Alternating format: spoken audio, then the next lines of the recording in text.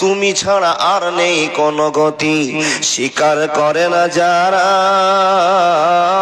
আমি তে তাদের কি দিয়ে বোঝাই, তারা তো জ্ঞানের মরা, তারা তো জ্ঞানের মরা। নিতে চাই সব, দিতে নই কিছু, হারামের ডানা সাজিয়ে গরম করিল পাপ বাজার। আমাদের তুমি সব কিছু দিয়ে নিজে কি পেয়েছো প্রভু আমার, নিজে কি পেয়েছো প্রভু আমার। কয়টি মানুষ শির নত করে তোমাকে বোঝায় হক তোমার, তোমাকে বোঝায় হক তোমার। লিল্লাহি তাকবীর, আওয়াজ তুলে বলুন না লিল্লাহি তাকবীর। কি গো বাপ, আপনারা সব আল্লাহর ভালোবাসার প্রেমিক তো? যারা আল্লাহকে ভালোবাসে, নবী মুহাম্মদ রাসূলুল্লাহ উম্মত হয়ে মুসলমান দাবি করে বসে আছেন, তাদেরকে এই বাক্যটা তো উচ্চ আওয়াজে বলতেই হবে, লিল্লাহি তাকবীর। আপনার আওয়াজ করণ দিকে যায়নি, এমন আওয়াজ তুলুন ঠান্ডাতে, হাড় কাঁপানো রাতে এই আওয়াজটা তুলে আল্লাহকে ভালোবাসে দেখে বলুন, মাবুদ পৃথিবীর কোন নবীর নাটকের কথা শুনবার নয়, তোমার এবং তোমার নবীর প্রেমের কথা শুনবার জন্য আরামের বিছানাকে তুচ্ছ করে দিয়ে আমরা মাহফিলে ঠান্ডার সময় হুলহুল করে কেঁপে বসে আছি। মাবুদ তুমি আমাদের কবুল করো। তাই ভালোবাসা সাড়া দিয়ে আল্লাহ তোমাকে দেখাতে চায় তোমার ভয় অন্তরে আছে। জোরে সোরে বলুন লিল্লাহি তাকবীর। চলমান সভার যোগ্যতম নির্বাচিত আজকের সভার সভাপতি, দিন প্রিয়, ইসলাম প্রিয়, সুপ্রিয় শ্রোতা মন্ডলী, প্রজেক্টের আড়ালে অত্র এলাকার শিক্ষিতা মা ও বোনেরা, লাখ লাখ শুকরিয়া সে আল্লাহর, যে আল্লাহ আমাদেরকে মানুষ বানিয়েছেন। বলুন আলহামদুলিল্লাহ। শুধু মানুষ নয়, মানুষ বানানোর পর সর্বশ্রেষ্ঠ ধর্মের মানুষ মুসলমান করে আপনাকে দুনিয়াতে পাঠিয়েছেন। শুধু তাই নয়, আল্লাহ আপনাকে পৃথিবীর শ্রেষ্ঠ, কবরের শ্রেষ্ঠ, আখিরাতের শ্রেষ্ঠের পরিচয় দিয়ে আপনাকে জন্ম দিয়েছে। এর জন্য মহামনিবকে খুশি করে আনন্দ ভরে একটা ভালোবাসা তুলে দিয়ে সকলে বলুন আলহামদুলিল্লাহ। তারপরে পরে তার প্রেরিত রাসূল বিশ্ব নবী নবী মুহাম্মদ রাসূলুল্লাহ পড়ুন সাল্লাল্লাহু আলাইহি ওয়াসাল্লামের প্রতি লাখো কোটি দুরূদ শান্তির ধারা বর্ষিত হোক। আল্লাহুম্মা বারিক আলাই। ব্রাদার ইসলাম, আপনারা মনে হয় বাড়ি থেকে সিদ্ধান্ত করে এসেছেন বক্তার সাথে কথা বলা যাবে না, তাই তো? তাই আমার এই দাদারা সবাই বলছে, আপনারা কেউ মুখ খুলে বলছেন না। বক্তার সঙ্গে যদি একটু কথা না বলেন বাপ, তাহলে বক্তা কথা খুঁজে পাবেন, আপনাকে কি ডেলিভারি দিবে? আল্লাহর বান্দা সন্ধ্যা থেকে বসে আছেন, যতক্ষণ বসে আছেন আপনার বসাটা বিথায় যাচ্ছে না। আপনি ইমানের সাথে আছেন, আমলের সাথে আছেন, জান্নাতি বাগানে বসে আছেন। হাজার ফারিস্তা আপনার সঙ্গে শামিল হয়ে আছে, যারা আল্লাহকে ক্ষণিকের মধ্যে খবর দিতে আছে। আল্লাহ তোমার আব্দুল সাত্তার বসে আছে, আব্দুর রহমান বসে আছে, জরিনা বসে আছে, ফাতেমা বসে আছে। এই খবরগুলো আল্লাহর কাছে যাচ্ছে, আর আল্লাহ নিজে আপনাকে দেখছেন। এত রাত ভোর ঠান্ডার রাত আপনি বসে আছেন। আল্লাহ তুমি আমাদেরকে জান্নাতি রাত বলে আমাদের এই রাতটাকে কবুল করে না, বলে আল্লাহুম্মা আমিন। সবাই বলুন তো আস্তাগফিরুল্লাহ আল্লাযী লা ইলাহা ইল্লা হুয়াল হাইয়ুল কাইয়্যুম ওয়া আতুবু ইলাইহি। আবার বলুন সুবহানাল্লাহি ওয়া বিহামদিহি সুবহানাল্লাহিল আযীম। আরেকবার বলুন তো লা হাওলা ওয়ালা কুওয়াতা ইল্লা বিল্লাহ। বলুন হাসবুনাল্লাহ ওয়া নি'মাল ওয়াকিল। আবার বলুন হাসবুনাল্লাহ ওয়া নি'মাল ওয়াকিল। সুপ্রিয় শ্রোতা মণ্ডলী, আলোচনা শুরু করলাম। বেশি টাইম নিব না, মাত্র 1 ঘন্টা টাইম। 9:49 সময় দিলে হবে কত? 10:50, তাই তো? 1 ঘন্টা থাকবেন। 1 ঘন্টা থাকার জন্য অনুমতি আপনাদের কাছে চাই, আল্লাহর কাছে বলবো, হে আল্লাহ মানুষকে অন্তত 1 ঘন্টার টাইম শোনার দেন, আমাকে বলার শক্তি দেন। আল্লাহ তুমি যদি শক্তি দাও তাহলে শোনা এবং বলা যাবে, তাছাড়া সম্ভব নয়। তো আপনার 1 ঘন্টা থাকবেন ইনশাআল্লাহ। কে কে থাকবেন হাত দেখান দেখি। আলহামদুলিল্লাহ। 1 ঘন্টা মাত্র, আর 1 ঘন্টা বসুন। 1 ঘন্টার পর আপনাকে আমি বিদায় দিব। যদি আপনার ভালো লেগে যায় মাওলানা আর কিছু কথা শুনবো, তো আপনাদের উপর ডিপেন্ড করবে নাকি দাদা? আপনারা বলবেন, আল্লাহ চাইবেন, তাহলে উভয় বক্তা শ্রোতার জীবনের একটা পর্যায়ে চলে যাবে। যাই হোক, যে সমস্ত মানুষেরা কমিটির আয়োজন করেছেন, আলহামদুলিল্লাহ জালসার আয়োজন করেছেন, এখানে লেখা আছে নয়া টোলা ঈদগাহা উন্নতি কল্পে সমাজ বিশুদ্ধকরণের এক ভূমিকা। সেই বলা আছে একটি বিরাট ধর্মীয় জালসা, আলহামদুলিল্লাহ এক চাচা আমার 500 টাকা দিয়েছে, একটি বিরাট ধর্মীয় জালসা। হ্যান্ডবিলে এই কথাটা প্রথমে আপনার ভুল হয়ে গিয়েছে, যদি এর বাম পাশে লিখে দিতেন এক বিরাট ধর্মীয় মেলার আয়োজন করেছি, আপনারা জলযোগে আপনারা উক্ত মেলায় যোগদান করেন, এটা লিখলে বেশি ভালো হতো। কি বলে? ধর্মীয় জালসা না দিয়ে ধর্মীয় মেলা দিতেন, তাছাড়া মেলারই বাজার গরম, জালসার বাজার কম, মেলার বাজার গরম। তো আপনাকে উচিত ছিল ধর্মীয় মেলার আয়োজন করেছি। এতদিন আমরা জগৎ জুড়ে দেখলাম কালী পূজা হয়, দুর্গা পূজা হয়, গণেশ পূজা হয়, অসুর পূজা হয়, হয় কিনা? কারা করে? অমুসলিম ভাই বাবার আমার করে, ওনাদের ধর্মের কথা ওনারা বুঝেন, ওনারা করছেন। আলহামদুলিল্লাহ পূজা করব, আমরা কালী পূজা করব, কার পূজা করব? আল্লাহ, ওটাই পূজা। ইবাদত মানে পূজা করো না, সেই ইবাদতই করো। আলহামদুলিল্লাহ করবো, ইবাদত করো, তাই তো?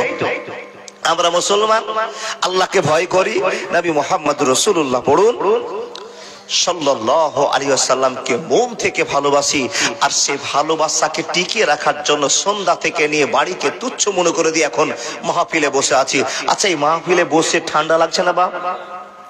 এই ঠান্ডাটা যে লাগছে, আর আপনি তারপরও আল্লাহ এবং আল্লাহ রাসূলের কথার জন্য বসে আছেন, এটা আপনার প্লাস পয়েন্ট, যে আপনি এই ভালোবাসাতে জান্নাত যাবেন ইনশাআল্লাহ।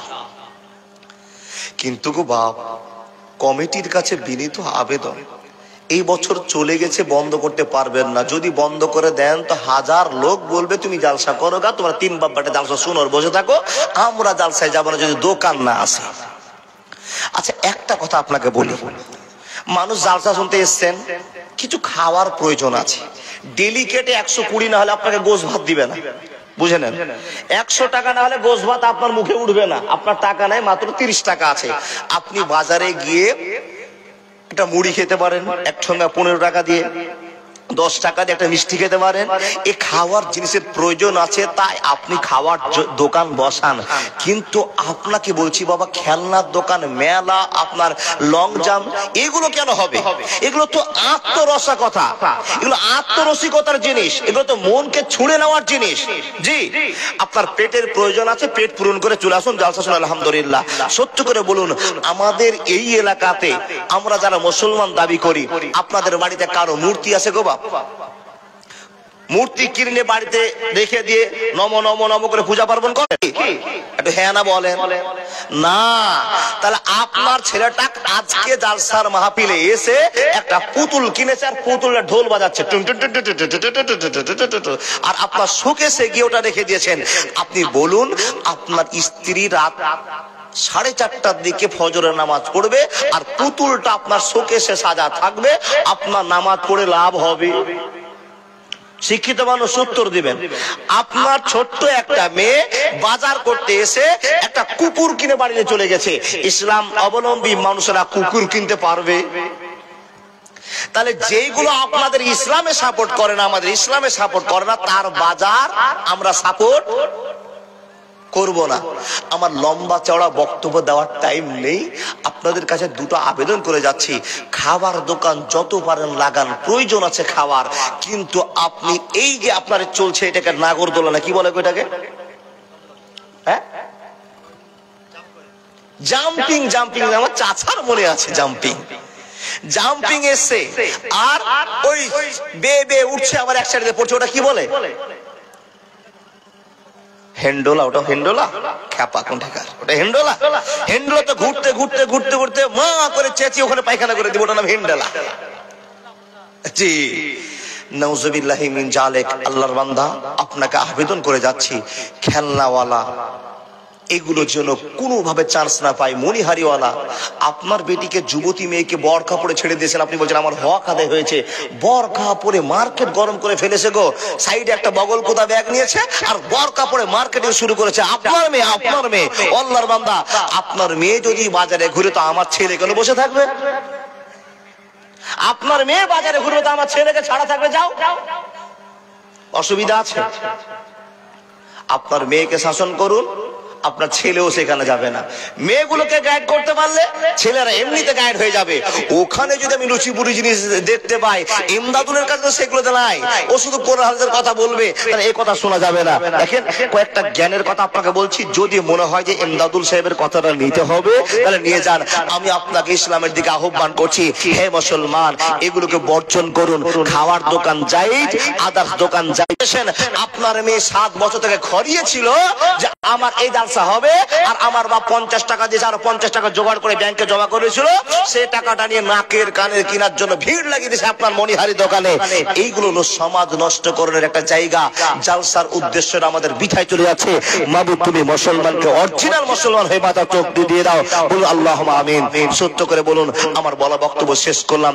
1 ঘন্টার ভিতরে আমি 50 মিনিট ভাষণই দিয়ে দিই, তাহলে জালসাটা করবো কখন? জি, দেখেন, এখানে যতটি আমরা লোক বসে আছি সবাই মুসলমান তো? একবার হাত দেখে বলুন তো দাদা, ঠান্ডার হাত বের করুন তো। সবাই মুসলমান তো? আলহামদুলিল্লাহ। আরেকবার বলুন লিল্লাহি তাকবীর। মুসলমান নামান হাত। সত্য করে বলুন এবার হাত দেখে আর একবার, অরিজিনাল মুসলমান কে কে দেখান। সবাই অরিজিনাল মুসলমান? নামান হাত। এবার হাত উঠান। এশারের নামাজ কে কে পড়েছেন? এবার 8টি বাদ, 8টি আছে, অর্ধেক বাদ পড়ে গেল। তাহলে আচ্ছা বলুন আপনি, এখন আমরা অরিজিনাল মুসলমান দাবি করলাম কিন্তু অরিজিনাল মুসলমান নই, তার বিভিন্ন কারণ। আমি কারণগুলো যদি বলতে আরম্ভ করি 120 খানা আপনাকে কারণ দেখাতে পারি। তো আল্লাহ রাব্বুল আলামিন বলছেন, ইয়া আইয়ুহাল্লাযীনা আমানুত্তাকুল্লাহা হাক্কা তুকাতিহি ওয়া লা তামুতুন্না ইল্লা ওয়া আনতুম মুসলিমুন। আল্লাহ সরল বাক্যে একটা কথা বললেন, এই আয়াতটা অনেকেরই জানা। আপনি বলবেন মাওলানা, আল্লাহর এই আয়াত শুনে আপনার যে বক্তব্য শুনলাম তা থেকে আমরা অরিজিনাল মুসলমান নই। বলে হ্যাঁ, অরিজিনাল মুসলমান। অরিজিনাল মুসলমান আপনি দাবি করেন, তা আল্লাহর খাতাতে আপনি আমি অরিজিনাল মুসলমান নই। তার কারণ অরিজিনাল মুসলমান হওয়ার জন্য গুরুত্বপূর্ণ আলোচনা আছে, যেটা আমরা করতে পারিনি। আল্লাহ বলছেন, বান্দা, তোমাকে আমি এত দয়া করলাম মাত্র 2টো সিজদা নেওয়ার জন্য। আমি যে গজলটা আপনাদের সামনে পরিবেশন করলাম, এই গজলটা যদি কারো মনে হয়ে যায় তাহলে আজকের জালসা সার্থক হবে ইনশাআল্লাহ। আল্লাহ বলছেন, হে আল্লাহর বান্দা, তোমাদেরকে আমি তৈরি করেছি বিশাল দাবি নিয়ে, বিশাল আশা নিয়ে। কি করে? এখানে যতগুলো আমরা মুসলমান বসে আছি, আচ্ছা বলুন তো, আমরা এমনিতে মুসলমান হয়েছি না আল্লাহর দয়াতে মুসলমান হয়েছি? আল্লাহর দয়ায়। প্রমাণ আল্লাহ বলছেন, বিসমিল্লাহির রহমানির রহিম, ইন্নাকা লাতাহদি মান আহবাবতা ওয়ালাকিন্নাল্লাহা ইয়াহদি মান ইয়াশা ওয়া হুয়া আলামু বিল মুহতাদিন। বক্তব্য শুরু করলাম। বন্ধুরা আমার শুনে যান, আল্লাহ রাব্বুল আলামিন বলছেন, হে মানুষের দল, তুমি এমনিতে মুসলমান হওনি, আমি আল্লাহ তোমাকে দয়া করে মুসলমান বানালাম। কত দয়া করলাম, কত দয়া করলাম, কত দয়া করলাম, তুমি একবার শুনে নাও। এখানে যতগুলো মানুষ বসে আছেন বলুন তো, নবীজির মা আমিনা কি জান্নাতে যেতে পারবেন নাকি? বলেন, নবীজির মা আমিনা জান্নাত যাবে? না, না, যাবে না। প্রশ্ন আপনার কাছে, নবীজির বাবা আব্দুল্লাহ কি জান্নাতে যাবেন? বলেন না। আপনি বলবেন, মাওলানা, নবীজির মা জান্নাতে যাবে না, নবীজির বাবা। আমি আল্লাহ দয়া করে তোমাকে মুসলমান বানিয়েছি, আমার দয়া ছাড়া মুসলমান হওয়া যাবে না, যাবে না, যাবে না। আমায় গাইতে দাও, দয়াল বাধা দিও না, মনের কথা বলতে। আমি আমি তোমাকে ভালোবেসে পৃথিবীর হাজার হাজার মানুষের মধ্যে মুসলমান বানালাম। শুধু তাই নয়, শুধু তাই নয়, মুসলমান বানার পরে আমি আল্লাহ তোমাকে বারবার পরিশ্রম করে দল আমার কথা তোমরা মেনে নাও, আমার কথা শুনে নাও। ই আল্লাহ, কেন তোমার কথা শুনবো? তো আল্লাহ বলছেন এই জন্য আমার কথা শুনতে হবে। ইন্না জাহান্নামা কানাত মিরসাদা, আমার কথা যদি না শোনো আমি আল্লাহ তোমাদের জন্য একটা গোপনীয় ফাঁদের ব্যবস্থা করেছি। এই ফাঁদ সম্পর্কে তোমাদের অভিজ্ঞতা নাই, তোমাদের ফাঁদ সম্পর্কে ধারণা নাই। বান্দারে, এই ফাঁদ থেকে নিজেকে বাঁচিয়ে নাও, নিজেকে বাঁচিয়ে নাও, না হলে তোমরা এই ফাঁদের মধ্যে যদি আটকে যাও রেহাই পাবে না, পাবে না, পাবে না। বন্ধুরা আমার মনোযোগ দিয়ে শুনে যান, আল্লাহ পাক রব্বুল আলামিন বলছেন এই ফাঁদে তোমাদেরকে দেব না বলে, জাহান্নামে তোমাদেরকে ফেলবো না বলে আমি আল্লাহ মুসলমান বানালাম। আচ্ছা, হযরত মুহাম্মদের নাম শুনে কি আপনারা সাল্লাল্লাহু আলাইহি ওয়াসাল্লাম বলছেন? সবাই বলছেন তো? ও বাপ, যারা বলবে না তারা কৃপণতার মধ্যে শামিল হয়ে যাবে। হযরত মুহাম্মদ নামটা শুনলেই সাল্লাল্লাহু আলাইহি ওয়াসাল্লাম বলতেই হবে, ছাড় নেই। কেন? সাথে বলতে হবে। এই জন্য আল্লাহর নবী আপনাকে ভালোবাসা কিয়ামতের মাঠে দেখাবে। ছেড়ে দিলাম সাইডের কথা, আমরা তো এক রকমের ভালোবাসা দেখাই। আমাদের মুসলমানের ভিতর আরেকটা দল আছে, কি বাপ, যারা হযরত মুহাম্মদের নাম শুনলে, দেখেছেন না চোখে, ওরা ভালোবাসা দেখায়, কিন্তু এই মহব্বতের কথা প্রমাণ নেই, তাই আমরা করব না। শুধু নাম শুনবো হযরত মুহাম্মদ আর মুখ থেকে বলবো সাল্লাল্লাহু আলাইহি ওয়াসাল্লাম। আল্লাহ বলছেন, বান্দা তোমাকে পৃথিবীর নায়ক বানালাম, কবরের তুমি নায়ক, আখিরাতের তুমি নায়ক। জান্নাত বানা হয়েছে, পৃথিবীর কোন মানুষের জন্য আল্লাহর জান্নাত বানা হয়নি। বন্ধুরা আমার, কোনদিন কি আপনি শুনেছেন এ আল্লাহর বান্দা ইমদাদুল বক্তা, আপনার কাছে আমার একটা প্রস্তাব থেকে যায়, অমুক বক্তা একদিন বলেছে জাহান্নামটা সবার জন্য কিন্তু জান্নাতটা শুধু মুসলমানের জন্য। আপনি কোনদিন শুনতে পেয়েছেন জান্নাত আল্লাহ কোন অমুসলিমদের জন্য তৈরি করেছে? কোনদিন ওয়াজের মাধ্যমে শুনেছেন? না না না, শোনা হয়নি, শোনা হয়নি। সে আল্লাহ আপনাকে ঘোষণা করে বলছেন, মানুষ তোমার কত দাম, তুমি মুসলমান। আমি আল্লাহ পরামর্শ দিলাম তোমরা আমার কথা মেনে নিবে, তাই পরামর্শ দিলাম। স্পেশাল করে মুসলমানকে পরামর্শ দিলেন। এ বান্দা, আপনি প্রশ্ন করবেন, মাওলানা আমাদেরকে আল্লাহ কি পরামর্শ দিয়েছেন, কেমন ভাবে পরামর্শ দিয়েছেন আমরা তো অনুভব করতে পারি না। আল্লাহ কোরআনের মধ্যে বলছেন, ইয়া আইয়ুহাল্লাযীনা আমানু, এর মানে হলো হে ঈমানদার মানুষেরা, হে আল্লাহওয়ালা মানুষেরা, হে নবীর প্রেমিক মানুষেরা, তোমরা কান খুলে শুনে নাও। ইয়া আইয়ুহাল্লাযীনা আমানু তাকুল্লাহা হাক্কা তুকাতিহি ওয়া লা তামুতুন্না ইল্লা ওয়া আনতুম মুসলিমুন। এটা একটা পরামর্শ।